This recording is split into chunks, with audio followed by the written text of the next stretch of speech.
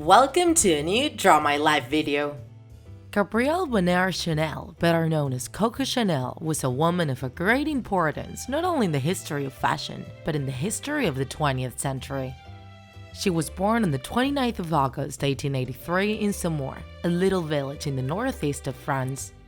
Daughter of Albert Chanel, a street vendor, and Eugene Jean Devol, a peasant. She had an older sister, Julia Berthe, and 4 younger siblings, Alphonse, Antoinette, Lucienne, and Augustine, who died soon after being born. Her first years of life were rough. They lived under very precarious conditions, and when she was only 11 years old, her mom died of bronchitis. Her dad decided to give his kids in adoption. The boys went with a host family of peasants, and the girls to the orphanage of the Congregation of the Sacred Heart of Mary, in the monastery of Aubazin, in the center of the country. There, she learned how to sew, embroider, and iron. When she turned 18, she was sent to a religious boarding school in the town of Moulins. She soon found a job helping a local dressmaker, and during her free time, she started going to cafes cabarets, where she participated in small music shows.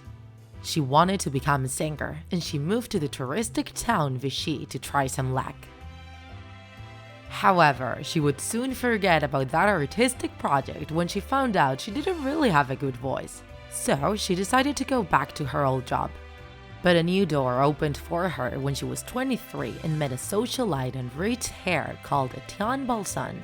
They fell in love and moved together to the Royaulieu Castle in the north of Paris, where Coco had the opportunity to be around people from the high classes in society. The relationship came to an end, but in 1908, Coco met one of her life partners, the English captain Arthur Edward Cable. Even though they never made the relationship official, they were very close to each other. Arthur believed so much in Coco's talent that he helped her fund her first stores in Paris. She started making hats for fun, which she later on showed in social events such as horse racing. Her creations called so much attention that in 1909 she opened a store in the city. In 1913 she opened a second one in Deauville, in the coast of Normandy, where she also sold casual luxury clothes. Coco Chanel's designs stood out for breaking with the opulence of the times, creating a line of simple and comfortable clothes, though keeping their elegance. When in 1915 she opened a new store in the luxurious coastal city of Biarritz, next to the Spanish border, she earned enough money to give back the money her couple had invested on her. In 1916, she presented her first collection, published in the Vogue magazine, and soon after, she established her fashion house with more than 300 employees. She started selling her clothes in the biggest stores in the US. But in 1919, she suffered a hard setback when Arthur Cape, with whom she had been together for about 10 years, died in a car accident. In 1921, Coco created her first perfume, Chanel No. 5. Based in jasmine, the bottle was also designed by Coco herself, finding inspiration in the dresser bottles Arthur used. It was a total success, and she soon signed its distribution with Pierre Wertheimer, director of the bourgeois perfume and cosmetics house. However, the conditions of the contract were quite abusive, and Coco had to fight for years to have the control of the commercialization of her fragrances back.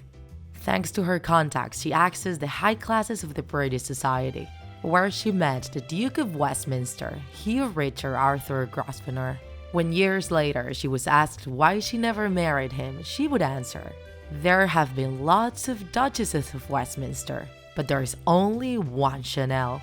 In 1931, she took a new leap in her career when she traveled to Hollywood and signed a contract with the Metro-Goldwyn-Mayer to dress the greatest stars of the times, like Gloria Swanson, Greta Garbo, or Marlene Dietrich. However, her designs didn't really convince the cinematic mecca. They were looking for something more sumptuous, and Coco herself left, disgusted by their bad taste. By 1935, her company had 4,000 employees, but she started losing her first place in the fashion world with the emergence of other designers, such as Elsa Schiaparelli, who presented clothes full of festive and surreal details. In 1939, when the Second World War started, She closed all her stores except for the main boutique.